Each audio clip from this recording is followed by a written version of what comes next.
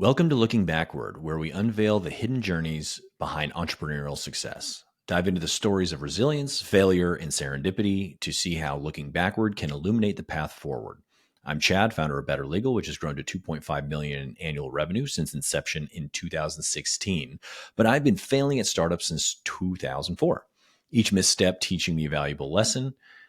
So let's dive into the real stories that shape success. Today, I don't want to interview somebody. I want to basically have I want to go through this. This is an experiment. This podcast.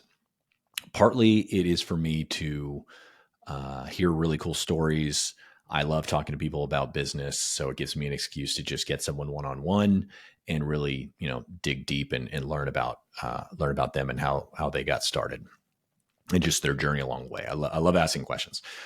So in between those, what I want to do is kind of try to maybe do like a quarterly organization. It's not going to be on the quarter, Q1, Q2 type level. But what I'm thinking is maybe doing 8 interviews and then 4 kind of look back,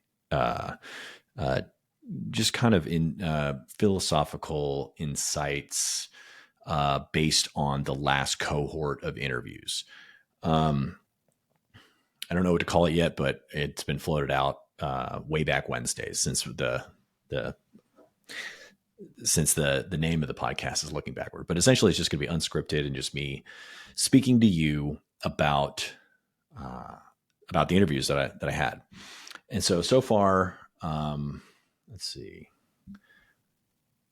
So far, we've had not in order: Will Chang of Parting Pro, Jonathan Newer of Captain Experiences, Will Chernlin of Go Consulting, Paul Jackson of Animal House Fitness, Max Minsker of Bookmate, Ellen Cassidy of Elemental Prep, and Nisha Sangavi of Chickadee, and Quinn Rudolph of Arai Menswear. So that's this cohort. And what I want to talk about today is something that Paul said in his interview, which I've just been thinking about, which is getting your reps in. And I've heard that before, but it kind of stuck with me because I think starting a business definitely kind of fits into that. Or you can't just start a business first time, no experience, and it just work. There are people that do it. There are the Mark Zuckerbergs out there. There are the Steve Jobs. Even Steve Jobs actually was selling like the little AT&T blue boxes that were like little hacker things. But there are very few people that start a business and then it's just successful right off the bat.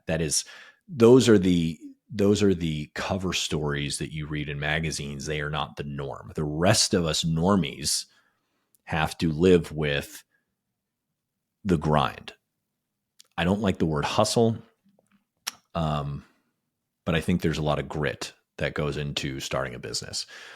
And you have to enjoy the journey. The journey is, it's problem solving, it's problems, it is finding solutions. If you do not enjoy the act of identifying a problem and finding the solution, or thinking you found the solution and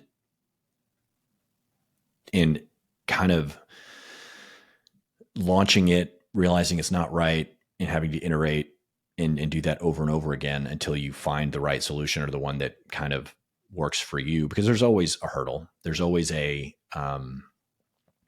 think you've got the right idea and you start building it out, and then there's 15 things that come up that you didn't think about until you were actually building it, and you have to kind of solve, on the fly. But there's thousands of ways to get around that, and there's always a way to get what you want. It might not be the way that you want it. The Lean Startup, I think by Eric Ries, has a great section where they were building this kind of like Sim City. It's like Second Life. It was way back, I think, in the 90s. And they are having little people walk between things. And they didn't have the money for the development to like make the animation for like the people walking in this Second Life in this Sim City kind of world. And so they just had people teleport.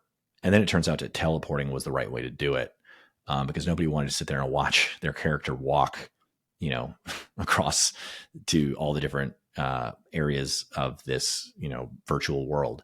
So it just so happened that the cheaper way was the right way, and you just don't know until you actually, build it out. And so this episode is about getting your reps in. And so I want to look back at a few of the people that kind of meet that criteria. Will Chang at Parting Pro, I wouldn't really say so. So he had a bunch of different experiences, internships, and the like. But I think Parting Pro was kind of, if I remember correctly, was kind of his first real crack at business. But it wasn't his first crack at problem solving. So he understood working in a company. Oh, you know what? That's not true. In the Chinese startups, he had a bunch of experience where he was having to do a bunch of different stuff. Sorry, I'm working off of I wonder if I should just share this. I'm working off of I uploaded all of the transcripts into for the last 8 episodes into a chat bot, into a GPT. And I'm basically asking it, I said, I want to do an episode about getting your reps in. And I was like, tell me about how everybody fits this criteria. And I don't think I did a very good job building this GPT, or it's just not a very smart GPT. Because it just said, Will Chang, a Parting Pro, described his wide-ranging work experiences from internships at large companies like Disney and DreamWorks to creating startups like Bake Greek and Parting Pro. I'm not sure Bake Greek was in it. And it doesn't mention his Chinese experience in China building startups. So anyway, this thing isn't that smart. So I'm just going to go from memory and what this says. But anyway, Will Chang had all of the experiences in China that he was working with to, and also just uncovering things like where he didn't, like he thought he was the American that knew, how to build, how to build a website, because this is how they did it in the States. And then it turned out that because their Wi-Fi or their internet connectivity wasn't that good, you didn't want a minimalist site like Google where you searched and it provided you stuff. You wanted everything jammed into one page, because basically they didn't have a lot of ability to navigate the web quickly. So they needed a way to just dump all of the information on one page so people could actually get to what they want. So he basically had a lot of experience with learning that his assumptions were wrong and having to deal with that. And so I think that experience kind of helped him with Parting Pro once he got to that point. Will Chernlin of Go Consulting was, running a casino in his parents' basement. Not super entrepreneurial, but what he did was he identified something that was happening. It was like a weekly basketball game, and people had school and then the basketball game, and there was like 3 hours in between, and they didn't have anywhere to go. And so he identified that was a problem. Not a big problem, but it was a problem, and he developed a solution for it. And he made this kind of underground basement where you're selling snacks and Cokes and provided an experience for people. He created the community for the Amazon sellers that, got him to ramen profitability, but he ended up selling it and then creating kind of a managed Amazon seller service, which became Goat Consulting. But all of these things were little steps, little baby steps on the way. Paul Jackson just had tons of experience building different things. Even when it was just when he talks about selling lemonade and realizing that people on the track or the trail, wherever he was selling lemonade, that to the runners didn't want lemonade. They wanted water. And then one guy gave him, a $20 tip, and he was like, okay, well, what if I just give away this water for free instead? And people were just tipping, and he was making more money on tips giving away free water than he was charging for lemonade. And so that is just something that he noticed at a young age. And so his brain started to get the reps in of like problem, solution, test, experiment. And then he, was making his little brake levers, the customized brake levers, which are super cool. He made that like pickup truck grill, which I still think is a great idea. Which, side note, this should be a whole episode. Just because an idea doesn't work out now doesn't mean it won't ever work out. Sometimes ideas have a time and place, or you're not experienced enough to execute on it, or you didn't find the right market yet. Sometimes it just takes time. Sometimes ideas that you had 5 years ago are now the right idea, and you've got the right experience and the right connections and the know-how. So Paul had tons of experience developing products, developing the customized brake levers, developing a product that was a full grill that fit into your truck bed. And so he understood how to build these things and how to get them to the market. Max Minsker had the, esports basketball analytics. And then he just wanted to make money. So he just was, he thought bookkeeping was a great idea. So he was just doing bookkeeping for basically pennies. But nobody wanted to pay for it. So they're like, but we will pay you for tax stuff. That is him starting with one thing and then pivoting to something else because his customers told him to. He listened to his customers. He was getting his reps in and basically had his customers coming up to him and saying, hey, you're doing it wrong. You need to do it this way, not that way. Had he not developed the bookkeeping company, he would not have the tax company that is making millions of dollars a year. Ellen Cassidy bumped around all over the place. She, like, Elemental Pro is an evolution of the book she wrote, The Loophole, and The Loophole was from her experience with tutoring the LSAT because she studied for the LSAT. It was a perfect straight line from one to the other. There was no pivoting. It was just a natural progression from one to another. But had she not taken the LSAT, had she not tutored the LSAT afterwards, had she not written that book, she wouldn't have gotten where she was. So it is a progression where you get your reps in and you do it a little bit better every time.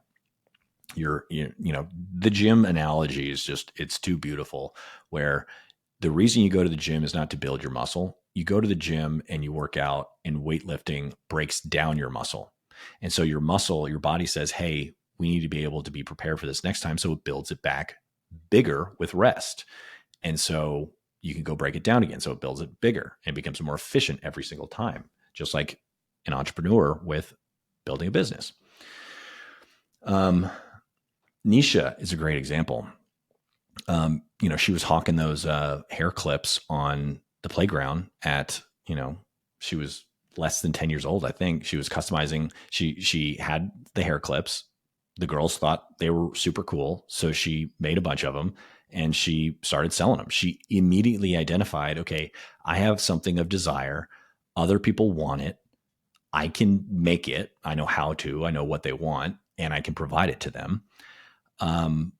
So, it was kind of obvious that right out of college that she was going to be successful. She already had her 10 years of experience in doing this on a small scale. It doesn't matter how big or small your business is. It just matters that you got it done and you got a little bit of experience. You got a couple of reps in, and then so you go do it, the next month, the next year, whatever. But she, and maybe you could even argue that when she specifically had the issue where she had the silly bands, or she had so she was selling the licensed apparel for her University of West Virginia. She got the licensing for the logo, the use of the brand, but she had to sell some product within a certain amount of time or she lost the trademark or the logo license or however it was. And so she just needed some revenue. So her solution was just to make those little silly bands that were just like, when you take them, you put them on the table, they're in the shape of a logo. And then when you put them on, they're just a band, a rubber band, like the old Livestrong bands that people used to wear. They allowed her to do that, and she sold $50,000 worth of those. They're just stupid little bands that go around your wrist and they make something cute. And she sold, she just needed to sell some of them in order to make revenue so she could keep the licensing, but she had a minimum order She took the minimum order, and she had the experience of getting out there on the playground and hawking this stuff. And she sold just frankly an absurd amount of them. And then we've got Quinn. Quinn was bebopping around like a madman all over the world. You know, he started the bike tour company. He was a food truck sales person, I think, in Taiwan, just like a street vendor. He just had he was very comfortable trying things. He wasn't embarrassed to do a job. He just found an idea, did it, and didn't think about it. And so it's, you look at it and you're like, how come he was successful with drop shipping right off the bat, first thing? Because he wasn't brand new to starting things. He had a bunch of experience doing this, and then he just took all of that experience and pumped it into this drop shipping business. And he just happened to also know the market very well. And it worked out. He even said afterwards, when he tried to spin up new drop shipping businesses for different things that he was not as knowledgeable with, he didn't have that spark. He couldn't translate that to a new brand. So it was his experience and his reps, plus the fact that he knew the product. So that also talks about, your reps can also be just talking to people and listening. It doesn't have to be necessarily starting a business, but kind of understanding your market. So one of the things I want to do is just talk about famous entrepreneurs and how they kind of, relate. So talk about the interviewees that I have, as well as, one or more famous people. I don't like the suggestions it gave me, so I'm going to talk about Michael Dell, because it actually did give me Michael Dell, about how Michael Dell started started building computers in his dorm room in college, and that's the famous thing. But what less people know about is the fact that Michael Dell ran a very successful newspaper route. Your standard kid who is selling newspapers, door to door. That's how he started. And he was making, I think he was making six figures doing this, like as a teenager. Like, it was ridiculous. Because he didn't just go knocking on doors. He identified his target audience. And that was him going to, I think he looked up, the court records or the county records to see, who the new marriages were. Or people that met criteria. So, two people just got married and this is where they live. He would go and identify them. And it's like, two people just moved in together and they're married. They need a newspaper route. And so he did that. And so when he was building computers in his dorm room at the University of Texas, that wasn't his first rodeo. That was him already having experience as an entrepreneur. And so I'm going to end this short episode, with that. I would love to hear from y'all. You can comment on this episode. You can find me on Twitter, CSAKON. But yeah, I enjoy interviewing people, and I enjoy kind of summarizing this. And so I would like to hear feedback on, what I can do better, or what you want to hear about.